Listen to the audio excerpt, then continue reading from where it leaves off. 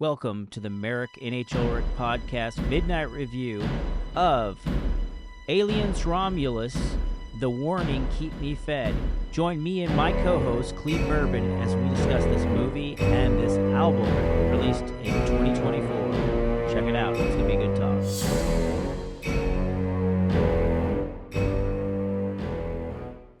Hey, Cleve. Good to have you back on the podcast. So, Hello. So last we talked, you were working on two books at the same time. How's that going? And those are in the Tournament of Mages series. Yeah, it's going pretty well. It's easier than people think because really it's kind of like one book, but it's in two books. So in a way, I mean, it's hard to explain. Because they kind of bleed over into each other. Yeah. So. It sounds, I'm writing two books at the same time, but in some ways I'm writing one. Yeah, that's cool. Just splitting it in two, kind of. So it's the Wardrobes of Canth was kind of a labor of love for me because I was doing like old school fantasy kind of, and somebody reviewed it and said that it was like a love story and a romantasy and high fantasy all together in one. I was like, what? I didn't plan that. How did that work out? It was a nice review. There is a love story in it, but it's like secondary and it's not like a romance. It's not paced like a romance novel in any kind of way. Well, I guess it is, don't like each other at first and then maybe they like each other. I don't know. But I had some problems with the formatting of the book, really. It was really I write in Atticus and then I, upload it from there because it actually has good formatting for books usually, And so I uploaded it and then I got a review or a reviewer that actually messaged me before they sent the review and they said that I really love the book, but it was just like really sad that there's no formatting, that there's no page breaks between chapters. And I was like, what? I was like, are you kidding me? And so I looked back and I downloaded my ARC copy from Story Origins and it was totally messed up. And I was like, oh, Story Origins ruined my ARC copy because that's what I figured it had to be there. And then I was like, just in case, let me download it and open it in my Kindle directly from Atticus. I download it and do it there. And it was all messed up too. And then I started getting really freaked out. Are all my books messed up? And so I started like downloading some of my other books and they were just fine. But I was like, that scared me, so I guess something got corrupted in that file, and I think maybe because I went back and forth from two different, I actually published parts of it on Kindle Vella, and then I went back to it, so it was kind of sitting there for a while before I edited it and stuff. So it's like you look on Atticus, and it looks all clean and perfect, but then when you download the EPUB, it was all screwed up. And I don't really want to blame it on Atticus. I think there was some kind of corrupted file or something. So... Yeah, I was about to say, because I use Atticus. Yeah, Atticus is usually good. I used to use Vellum, but of late I've been using Atticus because it's really good usually. I think it's just a corrupted file. Somehow I think something got corrupted, and I don't want to blame Atticus. But anyway, so that freaked me out. I was really freaked out, and I messaged my friend Jay Tony, and I was telling him because he was going to write a review about it, and I was like, dude, just the whole thing's messed up, the formatting's messed up and everything, and the guy just went ahead and did a whole edit. He actually edited my book, and I was like, oh, thanks, Jay. He went back and did some things, but I actually had gone back and cleaned up the formatting. I actually went back to square one and reformatted it. So it was so weird. I just had to start a new file and copy and paste and do everything, but it was really discouraging too because I was getting some not bad reviews, but like just some like bad feedback. Like so far, mostly 5-star reviews, except for one 4-star, and the 4-star was really nice. Keeping in mind that they said the formatting, the typos were terrible. I think what they were talking about mostly was the formatting, but there might have been some typos. I did catch some typos after the ARC copies went out, so that was really discouraging. But it's really not. So, anyways, it's currently like under 200 in the military fantasy category, which is not like selling like hotcakes, but it's like 183 in military fantasy. And I'm really proud of this book is that it's getting reviews saying if you like The Lord of the Rings, you'll love this book. So I thought that's kind of cool. I didn't expect that, but like two people said reminiscence of J.R.R. Tolkien and Dennis L. McLernan, and 2 or 3 people mentioned Lord of the Rings in their reviews, and I was not asking for that because that's a pretty high standard. I don't feel like it is in a sense, but if they say so, I'm thankful because it's all about war and military and good guys and bad guys and a lot of different characters. And when I wrote the book, I really didn't even know who was the main character. Kind of at the end, I sort of do, but it was just that's kind of messed up, right? Well, you know who Dennis McKiernan is, right? No, who's that? He's an author that loves Tolkien so much that he was upset that Tolkien didn't go back and have the dwarves didn't have a book retaking Moria. So he wrote one. It's like he wrote that story. It's like Return to Kragan Core or something like that. So in his world, he has tells them halflings, and they go back, and the dwarves go back and Moria. Reclaim because it never explains what happens to that place after all that. Yeah, it does never explain it. Right. Yeah. So, anyways, I'm sorry I digress about my book and stuff. So, but I'm gonna go back and right. It's because cool. This one's gonna be a trilogy, and it's kind of rough if you're like, if this one doesn't sell, I still have 2 more books to write. I think it's a great story, but it's something like some of my other books have been, let's just say, steamy and graphic, and this one is more just general audiences. I think anybody could read this. It's wholesome, pretty much. It's got there is just a good against evil, and it's a lot of sacrificing and dealing with the hardships and challenges. So, but anyways, I'm hopeful it'll still maybe go up the charts a little bit, and but getting good reviews. So, yep. I haven't had a new book come out in probably a year now. I need to get going on the next one in the Tournament of Mages series. Try and do both of them at the same time, but I need to get them. I need to have a release. Well, you're ahead of me because this one I'm not sure if I'm going to do the sequel to this right away or do something else, but yeah, I think I need to probably do the sequel to this. But there's other things I want to write too, so it's kind of like which one do we do? Yeah, that's the dilemma of an author, especially with a lot of ideas. I'm always wanting to write the next thing, and I'm having to discipline myself to stay the course because I'm already ready to write something else that I've been really excited about. But I've got to wait because I've got to finish this. People are waiting on this to be finished. Yeah, so like in my first series I wrote, I'm sorry, we'll talk about this and I can move on, sorry. It's Brothers of Chaos is the first series I wrote. And then, so I wanted to write a sequel to that. But then I was like, well, I got to figure out the evil villain, the Blood Queen. We need to know more about her. So I had a prequel that is all about the villain called the Blood Queen. And that still needs to be finished. It's like part 1's already done of that. And then I introduced this land called the Viclogs in several of the books, and then that's where my main character, Vandrin, is headed to the Viclogs. So I said, we really need to develop what this place is like. It was settled by the dwarves. Like, what is this land like? So that's when I kind of wrote the War Drums of Cant to kind of tell a history. But I got 2 back on I'm all on the history. I haven't moved the original story forward. I'm still doing the history of the history.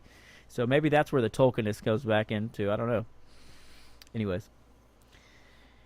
Yeah, so I went and saw Aliens Romulus, and I really don't have anything bad to say about it. I know I've heard I on purpose didn't read any reviews about it or watch any reviews about it because I didn't want to be tainted by it. But yeah, my girlfriend and I got pretty scared in that movie. We were like, these aliens are scary. We're like, yeah, I think I'm gonna come to Jesus here. I gotta get right with God because I got damn aliens. But yeah, it was a good story, and I believe in the Aliens timeline, it takes place 15 years after the original Alien movie. So it's kind of like, obviously it's not Sigourney Sigourney. I didn't say her name right. It's not Sigourney Weaver. It's different characters, but without spoilers, I'll just talk a little bit without spoilers, and then I'll maybe give a few spoilers. But we all know what the aliens do because we've been watching Aliens all over the place. So this is kind of cool. These people didn't really know what those aliens were going to do, and it's pretty scary. But so I guess like the I forget what they call it, the company or whatever. They go back and reclaim the corpse of the alien that got ejected into space. Remember at the end of Alien 1, I think, when they're fighting that, and eventually the alien goes out in the airlock and just freezes in space or whatever. But the company wants aliens. They want to use these aliens for something, so they go back and find that corpse to try to remake that alien or whatever, to try to make superhumans or something. And that's where that kind of starts off. And then that space station or whatever, I don't want to tell too many stories. Let me just say, it was a good movie. I thought it was it's what you expect. It's an aliens movie. It didn't. I don't really mind that they still did a lot of the same things, with the sleep pods. And, I mean, we pretty much know what these alien creatures do. They get locked on your face, and they breed a new alien that jumps out of your chest, and then you're in trouble. I mean, but it was good and scary. I thought that there's younger actors in there. They kind of did the space mining colony thing really well. There was some foreshadowing with the android characters they call artificial life, how there's some tension between people and the artificial life because the artificial life was cold and pragmatic, and they would let 3 people die to save 20 people. That's the way the androids would think. It makes logical sense. They're non-emotional. To save life, you have to let these 3 people die, so they didn't kind of like cordoning off the aliens from everybody else. It was a good sci-fi scary movie in my opinion. I want to think of anything that stood out. I think Cailee Spaeny, who has played Rain, the main character, she was really good. All the characters were good. I mean, nothing really jumps out at me as the original Aliens, of course, the best. I can't really think of anything. It was a good, scary movie. All throughout the movie, we were on our seats and getting jump scared, as my 8-year-old daughter would say. I was like, oh, wait for it, it's coming. No! There's a lot of gross alien killing people, crawling through it. Well, did it have a chest burster scene like the original? A chest bursting scene? Yeah, because I haven't seen the movie yet. So yes, did it did. A I think one of the scariest things is what's happening, and these young kids are kind of going over there, and they're like, what's that thing? And you're like, oh, we know what that is. Stay away from that. And, it was one of those situations where...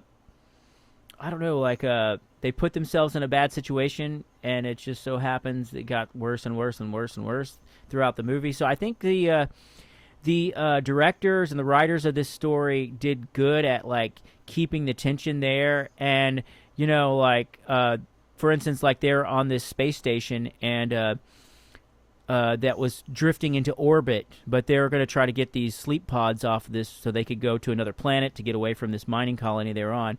And so when they get to the space station, they're like, hey, we have 72 hours, or it may have been 48 hours. We have 48 hours to get on there and get off. And they're like, because it's going to crash into this asteroid belt that's around the planet and disintegrate. And they're like, well, 48 hours, no problem. It'll only take us 30 minutes, right? And so they didn't know that this space station is infested with aliens, alien pods and stuff. So when they get on there, anyways, I don't want to tell you the whole story, but I thought what was cool is as the story went along, things just got worse and worse to where it's like, we've got 4 hours till we crash into the belt. He said, you had 48 hours. Well, this thing shifted to axis when that ship hit this, and now we only have 4 hours. And then a little while later, now we only have 45 minutes. So it kept intensifying the pressure, and that place was just infested with aliens by the end of the movie. It was pretty scary and gnarly. Oh, do you remember the original character who played Bilbo Baggins on the original Lord of the Rings? What was that actor's name? Mm-hmm. He died a few years ago. But he was on the original Alien. Yeah, he was in the original. Yeah, and so they obviously used AI and electronics to use Sir Ian Holm. Ian Holm. They used Ian Holm's image of the original, and he was there. The pieces of him were there on that ship, and so it's like they just took over at that point whenever she had left into space, and they were on this space station or whatever. And so, so they had that android there. So, obviously they can do that nowadays. I guess they can use your image and your likeness. So that was kind of nostalgic because it was that character. the image of that actor and that character of that android was on the ship, so that kind of brought some nostalgia back to that. That was kind of cool. But all in all, I probably give it 4 stars. I mean, my girlfriend was like, "You owe me for taking me to see this scary movie because I don't like being scared." So that was all right. But it was a good scary movie. And it was good on your feet, not on your feet, on the edge of your seat kind of action. I had no problem with the fact that, obviously they didn't use the old cast because, I mean, there's like 5 or 10 Alien movies now. I didn't realize that. There's Alien Covenant, yeah. Alien 5, Alien Resurrection, Aliens, and then not to mention there's that other one that came out that was the Prometheus. So I'm not sure if this is the 6th or 7th Aliens. I don't know. But I thought they did really well. It kind of paints a gloomy dystopian future where the people are working for the company and kind of their lives really don't matter, mining stuff and distant planets and stuff. And the idea that human life really doesn't matter and that maybe there's a more efficient life form out there that probably the super elite would like to somehow harness that ability to have healing factors and perfect DNA structure of an alien that's just completely evil. What do you call that? A parasite. But anyways, it was good. So I don't know how much more I can say about that. I see it's got an 80% Rotten Tomatoes score, so that's pretty decent. 91% like this movie. I think it's a pretty good movie. I don't really have any thing bad to say about it.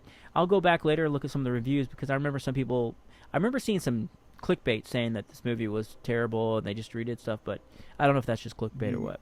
But well, some of the other Alien movies, sounds like they started getting it right again. I think I saw something where Ridley Scott, who's the director of the original Alien, I think that he said that he'd seen it or seen parts of it or seen dailies or something, and he was like, "Yeah, he's keeping with it." The director who directed it now said, "Yeah, I'm impressed. He's got it down." It was very so. Ridley Scott gave us thumbs up, so it made me think, okay, well, if the original director likes it, then yeah, I think it was directed by Fede Álvarez. I don't know if I say Fede Álvarez, and I don't know if I said his name right, but yeah, it was really good. I wanted to see it, but I got buried in work today, so I didn't get the chance to go see it. I was doing other stuff, teaching stuff. Well, I always like to take girls to see scary movies. I felt like it was, if I was going on a first date or something, I felt like it was really jarring. They might want to hold my hand or something like that. Right, yeah. Attention. But yeah, so I would give it 4 stars. I'd love to hear what you think about it later. Cleve, maybe just comment on this video and just let me know what you think of it when you get to see it, when it's on Netflix or whatever. Yeah, I'm planning on going and seeing it at the theater as soon as I can. But. And at the preview, I saw the preview for the new Joker movie. It's going to have Lady Gaga playing Harley Quinn. So I think this is going to be kind of cool. We'll see if that's a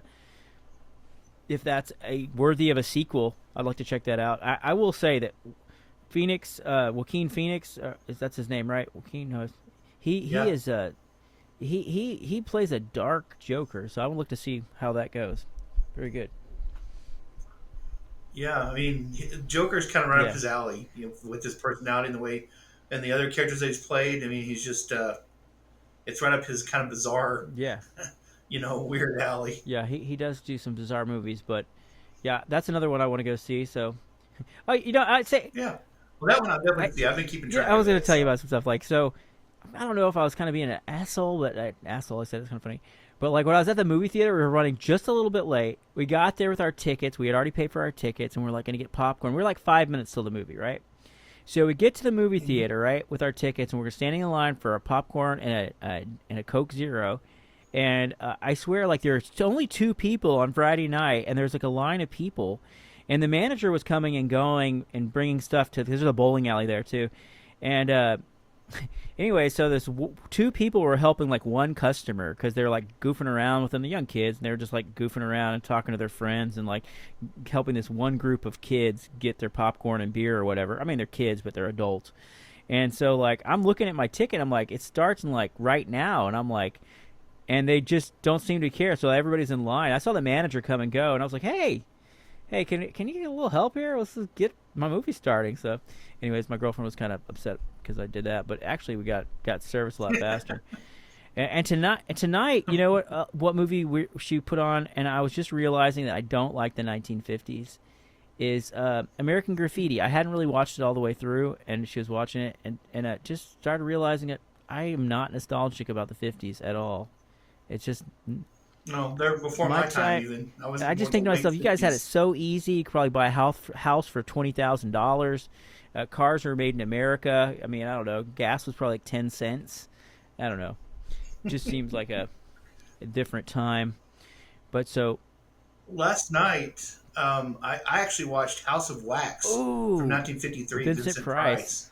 I was watching a review on it or something on Netflix, not Netflix, YouTube or something. I was like, I'd never seen that. So I found it online for free. It had commercials, but it was for free.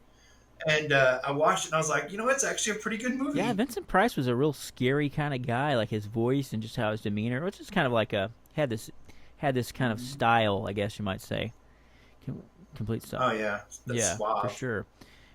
Great narrator. So, if you haven't seen Aliens Romulus, I would say go out and see it. It's a great movie. 4 stars. Not better than the originals, of course. Not better than Alien or Aliens. But if you like the franchise and you like to be scared, it's a good movie to go see at the movie theater. So, a lot of good alien action, and I think it had the pacing and everything down to real good. So, well, see, just to stay on the Alien for just a second longer, you see the original movie was in 1979. I was like. Yeah, I was surprised at how good the technology was for 1979 and the original Aliens, how scary that was. Yeah, and so I watched that one, and then I remember when the next one came out, it was around, 86 or so? So I was in high school, and I remember, we saw the original Aliens, and we're like, oh, that was with one alien, and how horrible it was, and, how scary it was.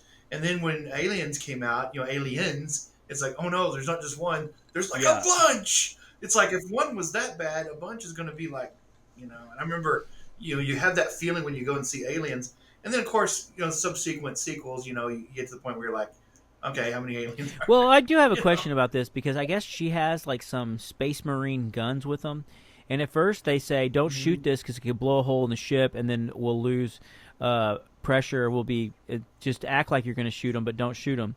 But then towards the end, she starts shooting them, right? And so, and they have auto targets. So she's killing these aliens, but there's like a bunch of them with this super powerful marine rifle. There's like a couple different alien movies I haven't seen, so I started looking at that. So that's something as far as the alien lore, there's probably an alien elite purist who's going to be like, no, this wasn't up to standard for aliens movies. But as far as I'm concerned, it was a great aliens movie. Yeah. But she was killing aliens with a machine gun, but it was like a space machine gun. So, but she didn't blow holes. So when they explained to her that it would blow a hole in the ship, if she shot it probably, but when she actually did shoot the aliens, it didn't blow a hole in the ship. So I don't know. I don't understand. But it ran out of bullets. So that was a scary thing. So there's a lot of crazy stuff on this one. They had a whole bunch of aliens, and there was parts where she was in zero gravity, and she had to float in between, zero gravity alien. You know how it's the acid from the alien's body? She had to float through there. If she just barely touched it, it would burn a hole in her skin. It was kind of crazy. Yeah, a lot of stuff like that. So. That's cool. I can't wait to see it. I hope I didn't ruin it for you because I thought it was pretty scary. No. All right, well, hey, go see Aliens Romulus, and I think it's a good scary movie. Bring a date or go by yourself or whatever, and have a good time. All right, we're going to go ahead and pause for a commercial, and we're going to get right back, and we're going to come back. We're going to talk about The Warning, and we're going to talk about Keep Me Fed. That's their 2024 release, and so me and my girlfriend have been talking about it all day, been listening to it, dissecting it, analyzing it, being critical of it, enjoying it, being like, oh, I like that song better than I thought. Oh, listen to it again. So anyways, we'll be right back, and we're going to talk about The Warning. Have you read The War Drums of Canth by Merrick N. H. Ulrich? A high fantasy dwarven military fantasy, The War Drums of Canth.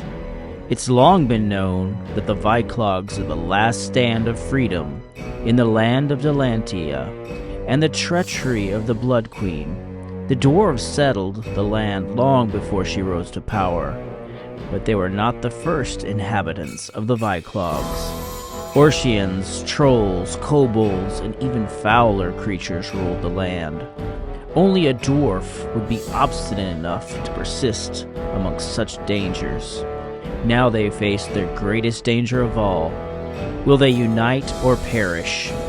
Before the tales of Vandrin the Valorian, and before the mighty drunken swordsman Gunnar Bannerbur, 1,000 years peace reigned in the Viclogs. But before that time of peace was 1,000 years of war. Dwarven clans warred against each other for power and control of the land. Political alliance and plots and old grudges from 800 years of feudalism keep the region in turmoil. But will a growing Orcian threat unite or destroy them? This is epic fantasy, military fantasy, high fantasy, and dark fantasy. The War Drums of Camp by Merrick N.H. Ulrich. Now on Amazon Kindle Unlimited. Have you read Red Mage Ascending, The Mage of Blood Magic, in the Tournament of Mages Book 1 by Cailee Spaeny? The servant girl has a secret, and she's hiding it in plain sight. Hannah works for a well-to-do family who treats her well, but something is not quite right. The servant girl doesn't act like a servant. She speaks with multiple languages, including High Elvish. She is a skilled musician and a talented artist. There is also another talent, but its secret Hannah guards closely. She can use blood magic. She is hiding because she knows if she is found out, she will have to fight in the Tournament of Mages, a contest where she will be pitted against 5 other mages with different forms of magic. She has left everything behind, her family, her friends, and the one secret she dares not reveal. Now available on Kindle, audiobooks on Audible, in hardcover and paperback. Find it online on Amazon Kindle, Barnes & Nobles, iBooks, Kobo, and wherever you buy good books. This book is by Cailee Spaeny. Buy it now.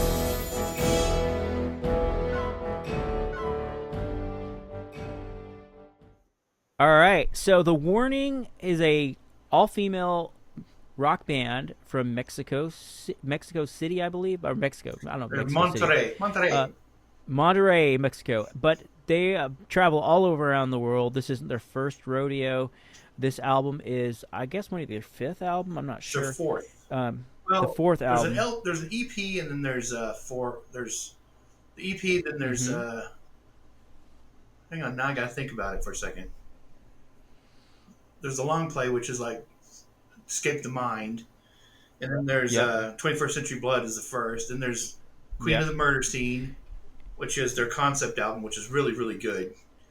Wow. So if you haven't, well, by the way, if you want to hear about their first album, we did a podcast about their first album, 21st Century Blood, just a few weeks ago. Sorry, but keep going. And then there was Queen of the Murder Scene, which is it's a concept album, and it's really great. I mean, it's awesome. And first listen, you'll be kind of like, oh, yeah, that's pretty good. And then second listen, you're like, this is so great. And then the third one, when they got signed, that was when they did those 2 albums when they were independent label, or they were independently. And then the third one was Error, which came out in summer of 2022, and that was their first Lava Records after they signed their record deal. And then this one, Keep Me Fed, is the second album from their record deal, Lava Records. Yeah. So I think the first song that really hit me on this that I enjoyed, maybe, and I find it odd that it's the last track, but Automatic Sun was the first one that I kind of stuck with me. I don't know. And then another one that I really like was the Shark one.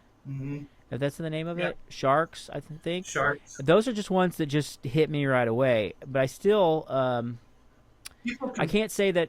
People compare Sharks with Korn for some reason. I didn't get that, but maybe I'm not a big Korn influence, so I'm not sure. Sorry, I didn't mean to interrupt you. Go ahead. No, you're fine. And their videos are really engaging. Like, the videos off this are really engaging. So these girls are still in their early 20s. I would say my initial criticism of it was like, well, the lyrics and stuff are not too deep. It's not something that I would really get into that much. But then actually, the more I listen to it, I might be wrong. I think I might be wrong. I don't know. It's they're very talented. The songs are all well put together. I would say like my favorite band is Queens of the Stone Age right now. The my favorite band that's still playing live, I would say. Well, maybe Pixies. I don't know. But this band really rocks. They rock pretty hard. What else can I say about it? They're a three-piece, so I do love three pieces. They rock hard for three pieces. What else? Where was this recorded at? Do you know, Cleve? It was recorded in I know Air was recorded in New Jersey. I don't remember where this was recorded at. They've said, but I don't remember. Well, it was recorded in different places, maybe. I don't know, because they released some songs fairly early. Like, for example, More came out, like over a year ago or something. And then, so they released parts of it. And then we didn't know if there was going to be an album or what. We figured there would be an album eventually. And then they came out with, I think it was Sick was next. It was Sick and Que Mas Quieres was, I think, at the same time. Okay, and, that's that one's in Spanish. Yeah, that's their Spanish one. And then they, I think they came out with Automatic Sun, How You Call It Dream. No, How You Call It Dream and Que Mas Quieres at the same time. And then Sick. Anyway, they released them a little at a time. And then all of a sudden, when it was getting time to release the whole album, they released the rest of them. And then, so we got some and we were thinking, oh, these are great songs. And then they released them and it's like, this particular album, it's one of those albums where I can listen to the whole thing from start to finish, from start to finish. And I only skip them because some of them I've heard 1,000 times, but because they've been out for a year or something. But if they had released the album like all at once, there wouldn't have been one song that I would have skipped. There's no skippable song really. Do you speak Spanish? I mean, do you know the Que Mas Quieres? I mean, what is that about? I've taught Latin, Greek and Latin root words for years, so I can pick it out. I can read it better than I can speak it or listen to it because it's the pronunciation. But what it's about, it's kind of it's about kind of stalking somebody and it's kind of an abusive song from the eyes of the abuser in a way, but it's kind of a revenge song in a way because at the end, she gets her. He's like a mobster kind of guy, and she gets a revenge on him. Kind of is what it's about. Is more than you want is what it stands for. Wow. So, do elements of this album seem kind of pop to you? Yes. I know it's a rock. It's like I feel like some of it, like I would say the vocals, because not always, but like some of the choruses seem very kind of like how they're measured and stuff. Kind of, I don't know. Well, this is the first album where they actually had outside writers with them. I guess Lava wanted them to have, they don't say it that way. They don't, in their interviews, they don't say, oh, Lava won. But I think that Lava probably wanted them to have some writers with them because they're, even though they have done just great without anyone helping them, they did bring in some extra writers. And, the way that the Warning talks about it is that they talk about it like, well, we wanted to expand. And so we wanted to bring with other people. We wanted to try it, which might be true. Yeah. But so they started doing some outside stuff. And some of the criticisms of longtime, it's called the Warning Army that loves them so much. Some of the criticisms of the longtime Warning Army that listened to the album, especially at first, was that it's gone kind of poppy and that they've kind of gone kind of radio friendly more than they used to be, or they're not quite as, they don't really have the edge. They're more polished. They're more produced. They do sound very produced. I know that track 1, it says, is written by Dan Lancaster. That's 6 Feet Deep. And then also, I just noticed here, Automatic Sun is written by Lancaster. That's the producer. Yeah. So I guess a few of those songs were written by the producer. I did like Automatic Sun. I listened to it a couple times. I don't go deep into the lyrics as far as like what they're about. But I mean, I like the Sharks one a lot. And that was, okay, so they do have a lot of writers on here too. Like, I don't know who. Mike Elizondo well, it's and the Warning Sarah plus Davis. Those guys wrote with them. The Warning. The Warning is on every song. I mean, they've written every song, but they definitely play every song. I mean, they're really rock it out, really rock it out. What did you think of Consume? That's one of my favorites. Consume. Yeah, that's the second to last song. Yeah. God, I need to re-listen to it again. It's the one with with the curse word in it. Okay, hold on a second. I'm not gonna play it for everybody here, but let me see something here. I can do something without playing it. Hold on. And then Burnout is one of my favorite songs too. Yeah. And Escapism. Yeah, Escapism. I'd like to look up the lyrics to that one. It sounds kind of edgy. Yeah. Hold on here. Yeah, I wish they were touring somewhere close to Houston or close to Texas. We missed them. My brother and I are big Warning fans, and they were in Lubbock, and I'm in Amarillo, and we missed them like a couple of weeks. That's gotta be, and that sucks. We found out they were nearby, a couple of weeks after they were already there, and they haven't been back since. They've been going to Europe a lot. I think I don't know where they're at right now, but they've been to Europe, and since they've been to a tour around here, they've been to Europe like 3 times. I know they're going to play Rocklahoma here in the next week or 2 because that's going to happen. So they're going to be in Oklahoma soon, but that's been sold out for ages. So, wow. Yeah. Yeah. That's the closest it's been to me, and they've been to me in a while. But one of these days they'll probably get back through. And the weird thing about the Warning, though, while you're looking that up, is they appeal to a huge audience. I mean, from anywhere from like 13-year-old girls to 60, 70-year-old men. They just appeal to like everyone, which is like amazing because there's not many bands out there that can do that. Where it's like, that people that are 50, 60 years old love them, and then 14, 15-year-old girls and boys love them too, and that usually doesn't happen very often. Yeah, I could see that. Let me see something here. I'm gonna listen to Consume real quick, and I'll read the lyrics for y'all. Yeah, Consume is good. Burnout is good. The ones you suggested, that you liked, those are the ones my brother likes as well, and I do like that. I like Sharks a lot. Sharks is sung by the drummer. Let me see if this thing's hooked up. Which is Paulina. They call her Pal. She sings Sharks. Automatic Sun is Okay, so I don't know if I can hear you now, Cleve. Hold on, because I got these other headphones on. Let me see. I don't want to talk over yet. I got maybe 2 headphones on. Let's see. Is this going to play? This is kind of weird. I don't know how good this is for the podcast. So I'm listening to Consume right now. Hold on. Yeah.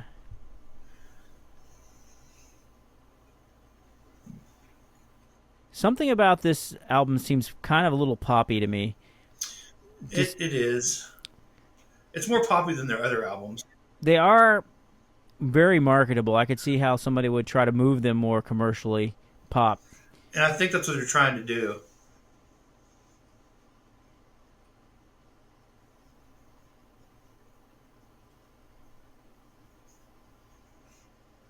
Yeah, this is where it kind of reminds me of Lady Gaga or something, just a little bit. Not the music, but the lyrical part. Like so in the song Consume, she says, I wear my skin like the burden it is, knowing thoughtless, I do it regardless. It is your machine, I'm the one running it. Go through the motions, consume all devotion. You greedy little fucker, you sink your teeth in, bleed me out, look for another, dressed up for slaughter, but you keep it undercover. Lips painted and parted, alone and unguarded. You willingly participate. You crack a smile and close your eyes and disassociate. You're blaming the problems, but you know you're still a part of it. You hate what you're part of it. You hate that you're a part of it. Yeah, it's pretty catchy. I could see how they do a little bit of rhyme in there too. Yeah, they're definitely, I think, trying to move them towards more poppy stuff, and I think that's one of the reasons. Like I said, some of the Warning Army has been like, "Rawr," because of that. Because if you listen to the last 2 albums, which we haven't done on the podcast yet, the Queen of the Murder Scene and Error. There's a slight. I mean, they're still the same, but there's this rumor. Well, not rumor, but there's a saying that the Warning doesn't write a bad song. They really don't.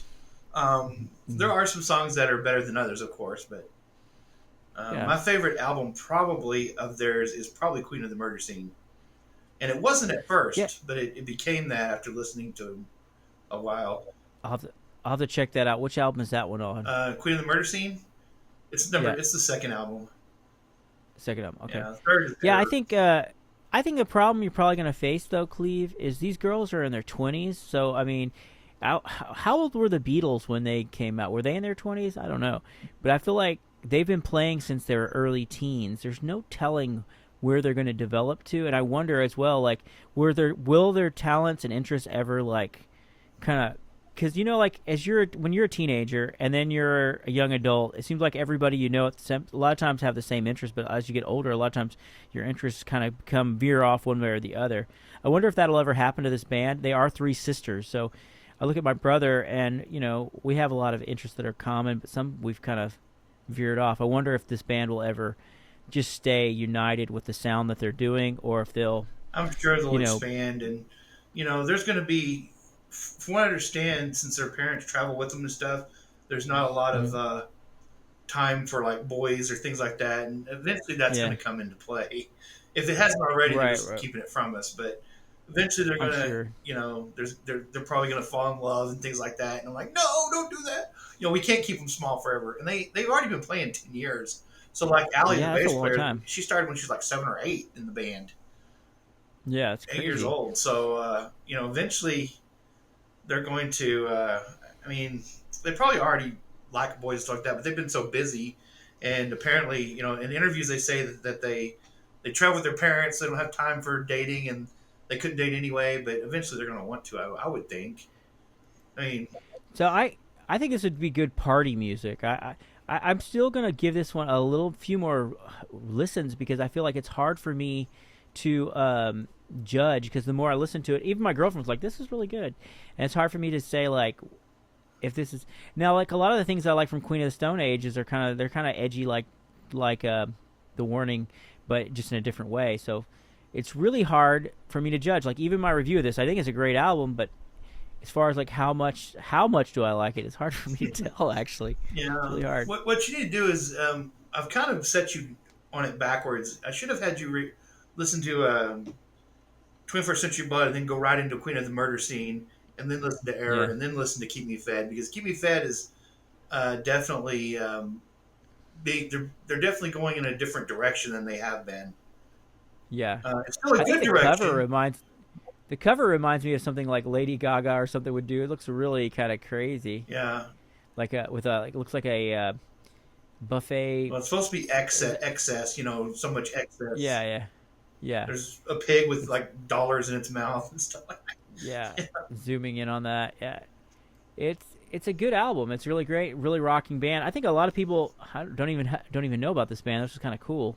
Oh yeah. Because I hadn't heard of them until you'd mentioned it, and yeah, it's really not a lot I can say bad about this album. It's really catchy, kind of got some pop songs. I thought of another singer I know who does covers and stuff, and I kind of sent her a link to that song, Automatic Sun. I don't know if her band will want to cover it, but she has a really good, strong vocal in that on the chorus. I just thought that she would sound good. Automatic Sun is definitely one of the best songs on the album. I think 6 Feet Deep is also pretty good. I like all of them, to be honest. I can just listen to this album front to back and doesn't, without skipping anything really. I haven't listened to it in a couple weeks because I listened to it so much. And I listened to Queen of the Murder Scene probably for like a year straight. When I listen to this, I don't hear sometimes you hear a band that like a lot of their songs sound exactly the same, but structurally they're all unique, so it really keeps you, in my opinion, engaged with the song, because they may have a certain style, but like as far as musically how the song is written with the guitars and the bass, they're all different rhythms, different kind of, I don't know, back and forth that really make them catchy and not boring. I don't know how to say it. Yeah, you need to listen to a song on Air album called Choke. Choke would be a good one to listen to.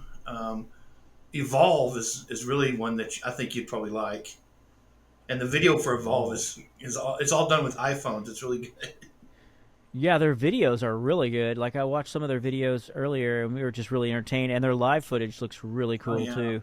Actually, they just have a live video of them playing in Dublin, and that was yesterday or July. I thought they were still probably in Europe. Yeah, they're in Dublin, Ireland right now. So lucky them. I'd love to be in Dublin listening to The Warning and having a pint. Yeah. So When is Rocklahoma? Do you have a way to look that up, or yeah, I can look I've it up got for you. something here? Rocklahoma. Yeah, because I know it's coming soon, and that's in Oklahoma, and they'll be here soon, but they're not coming anywhere near Texas. They're not going to go to. I got it. I got it. It's August 29th. Yeah, that's August 29th. Yeah, that's coming up pretty Yeah. soon. So, and they're going to be one of those days, August 29th to September 1st. They're playing in one of those nights, and then Yeah, you got they're Avenged Sevenfold, Disturbed, yeah, Slipknot, Skillet, Lamb of God, yeah, it's been Mastodon, sold out for a long time. Anthrax. I Yeah, was thinking about got a getting lot of big tickets bands. and going because it's just a hop, skip, and a jump for me, but nope, it's all sold out. It's sold out for a long time. Um, Okay, Austin Mead is playing. I saw him play in oh Texas not too really? long ago. Austin Mead, he looks like Joe Dirt. They play a really grungy rock that's very southern Texas. I saw him play at in a little town outside of San Antonio, and I just saw that he's on the bill. And the funniest thing, you look at the audience, and everybody's wearing Justin jeans and ropers and Daisy Dukes, and Wow. this dude's like rocking out grunge style music.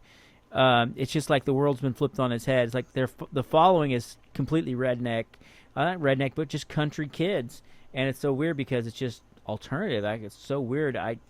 But they do have like a Joe Dirt look, like the trucker hats and what do you call The that? mullet. The mullet. Yeah, they got the mullets going on, and just a weird thing. I'm looking. Yeah, and the Warning's on the list here too. So they got a lot of different bands. Yeah. Yeah. So if Warning's in Dublin, they're going to have to fly back, and then they're going to be on Rocklahoma, and then they're not coming anywhere near Texas. They're heading up to Canada. Yeah. They're going to be playing with Evanescence and Hellstorm. They're opening. I don't know if they're opening, but they're playing with Hellstorm and Evanescence. They've invited them to play with them, so they're coming back, heading up Rocklahoma, and then they're going to Canada with Evanescence and Hellstorm. Yeah. Yeah, so I mean, these are amazing band. They are three-piece sisters. All of them are under 23, I think, and are Yeah, 24. And 20. I think Danny's 23 or 24. yeah, Polina's like they're 21, still and Allie's like they're still 19. eligible to date Leonardo DiCaprio. They haven't expired. So hey, That but might I'm be just tall for saying him. they're really young and they're badass. They play really well. They're from bass, drums, and guitar. They're a three-piece. I mean, just have to say they really rock it out. And vocally, there's really not a weak link I can see in the band as far as musically. And their songs are edgy and catchy. And yeah, I feel like they're probably going to be a lot bigger in the future. People are going to be talking about them on Definitely. on bigger shows than this. But they'll probably be to a wider audience soon as more people catch on to them. I really think so. So yeah. Yeah, I do too. I concur. They've I started listening to them in October of 2022, and I've just watched them grow and grow and grow. So Yeah. So I'm late to the party, but I think they're a cool band, and I'm gonna enjoy kind of easing them into my playlist of what I listen to. I'm still only listened to really two albums of theirs, so there's a lot of stuff I still need to catch up oh on, yeah, just listening to, and I'll probably pick up my favorite songs out of each album. I feel like though, if I were to compare 21st Century Blood and this one, musically, I felt like it held together better. I feel like they're a little all over the place on their first album. This one was actually a lot better produced, but I wouldn't say that last one, the first one, was badly produced. I would just say this one's much more produced. It's a little more catchier, but I really like that song 21st Century Blood. That was a good song. The meaning behind it seemed really true. mm-hmm. I'm trying to think what else was on that album, but just for me, in my experience, I only have those two albums to compare. I could just say this one's a much more polished commercial album probably than 21st Century Blood, but of course that's to be expected. They did that one, I don't know, 6 or 7 years ago, I think, and yeah. Well, Queen of the Murder Scene, of course, it's a concept album, and it's about a girl that uh, starts off kind of okay and starts dating, and then she becomes murderous, and she like Oh becomes wow. possessive and murderous. and So, yeah. So it so gets that's pretty the dark. next album I should check out. Queen of the Murder Queens of the Scene. It Murder gets pretty Scene. dark, and then there's a song called Psychotic, which is one of my favorites, and but it's got some slower We'll have songs to on it. But check even it the out. slower songs are good.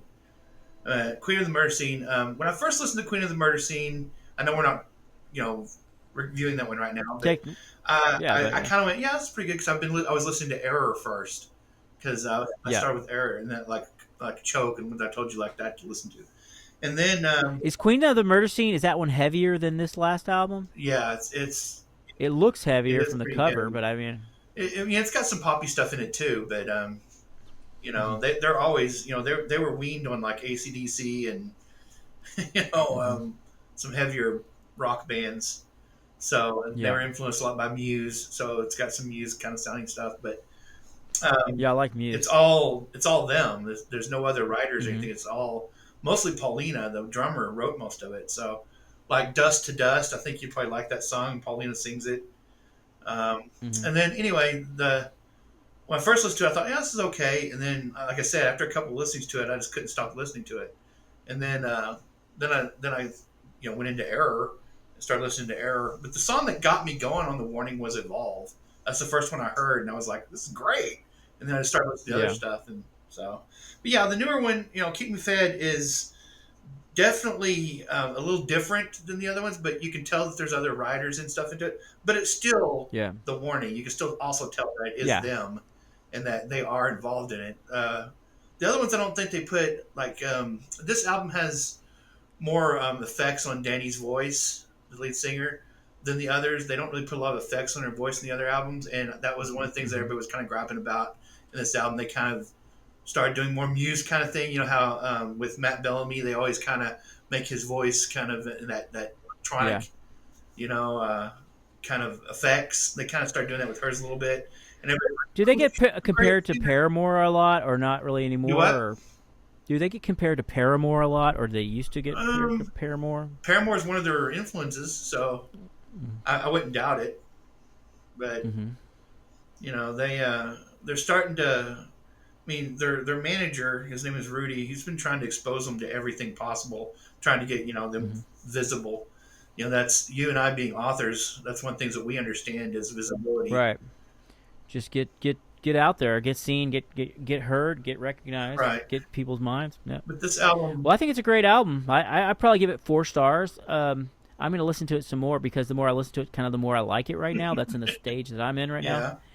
yeah, Um, yeah, I don't know. Something about their lyrics are kind of poppy, so actually I could probably write and listen to it because it doesn't really. I don't think too much about the words as much. right. Yeah. Well, you've been listening to Smashing Pumpkins, so Smashing Pumpkins Yeah, is like as deep as you can kind of get. hard to understand the words of that either.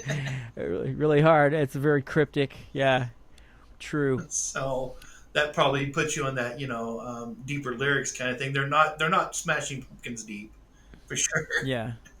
Well, I mean, you gotta mention, like remember what you said about the Smashing Pumpkins. Billy Corgan has lost a lot of his angst, and he's married now. He's got kids. He's not 20 anymore. He's not 40. He's not 30 anymore. Right.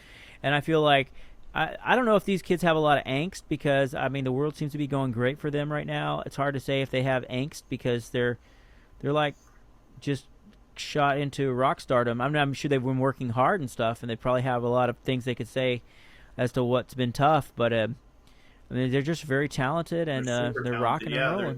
they're Super, they're frustratingly jealous-inducing talented, jealousy-inducing talent. yeah, you got to give them credit where credit's deserved. But yeah, I agree. Like it's just a very talented young musicians that put their music together. They're like, hey, let's just write a song, and wow, it's great. Yeah, if you play any kind of instrument or you've been struggling to play an instrument for a while, then you listen to Yeah, them and you're like, how are they so good?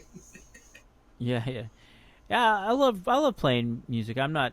I think we're all different. So I'm not really jealous of that. But I just the fact that they're just so professional. They're very professional. They're obviously just killing it.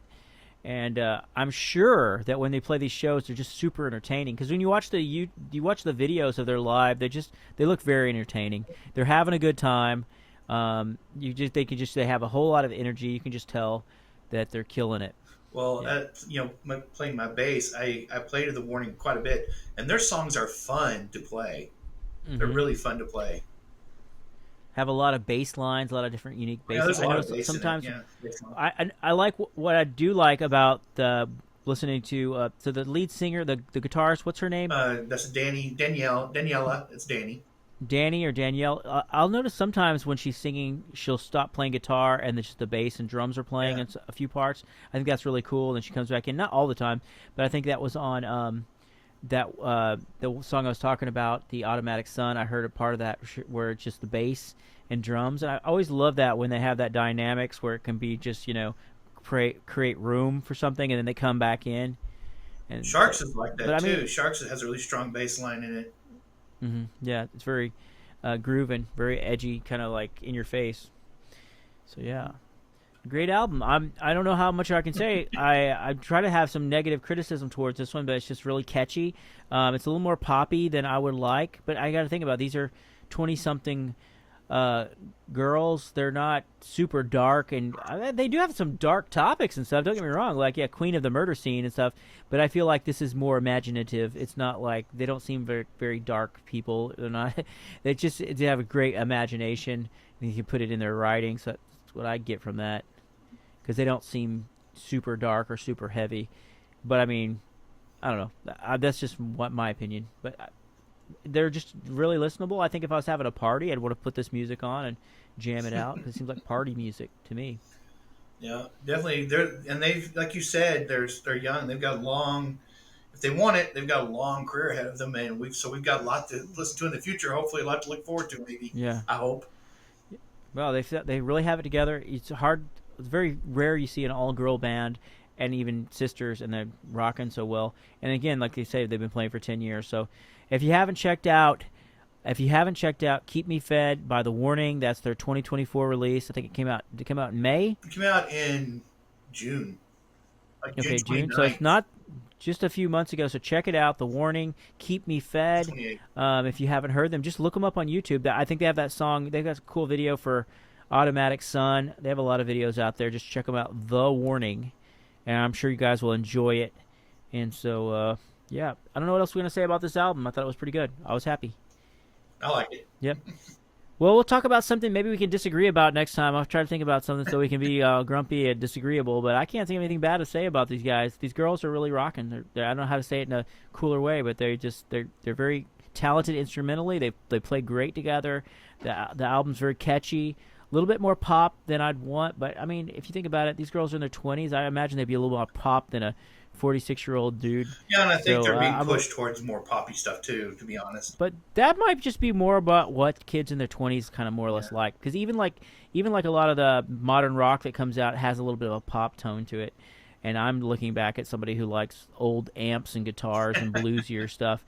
So I mean, it just might be my personal preference. I'm 46, so I might be a little bit on the anti-pop side, but I think it's enjoyable. I wouldn't take away from the album being a good album just because it's a little more poppier, more produced than I would maybe say, but I can't really say anything too bad about it. Even like when I came back and listened to it after I was thinking, man, it's kind of poppy, I was like, no, it's really catchy. I guess what it comes down to, it's very catchy music. Yeah. And they pull you in, and then when you learn about them, themselves as musicians, and you learn more about them, it even makes it even more. So it starts drawing you down the rabbit hole. It's an entertaining band to follow, and they've got a lot of material. So yeah, definitely check out The Warning and check out Keep Me Fed. If there's other band you'd like us to review or like us to check out an album, or if you guys have an idea for a movie or something, a topic you'd like us to bring up, please comment on this video or this on Spotify or wherever you find it, and let us know what you want us to review. And if you disagree with something, or if you have something else to say about The Warning that maybe we missed, or something about Keep Me Fed, please let us know. And we'll be back. I'll be back. We'll be back next week talking about some other crazy subject, and hopefully have something crazy or good to say about it. So, but in the meantime, please like and subscribe to this channel, and we appreciate all your comments and anything else. And check out Cleve's fantasy series. He's got the Tournament of Mages, and he's got several other series that are really cool, like if you like high fantasy. And we'll see you next week. Anything else to say, Cleve, before we sign out? No. You got covered. I was going to suggest that maybe so in the audience come up with some bands that we can review, but you already said that, so. Yeah. Yeah, check it out. Anything you want us to review, give us a heads up and why we should check it out, especially something current maybe we haven't heard of. We'd love to talk about it. So let us know, and we'll give you our opinion. So thanks for listening, and we'll see you next time. Thanks for listening to the Merrick and H. Ulrich podcast. Please like and subscribe to this channel, and tell me what movie, book, comic book, or topic you would like me to review next with our guests, and who would like to be interviewed by Merrick and H. Ulrich. Let me know, folks.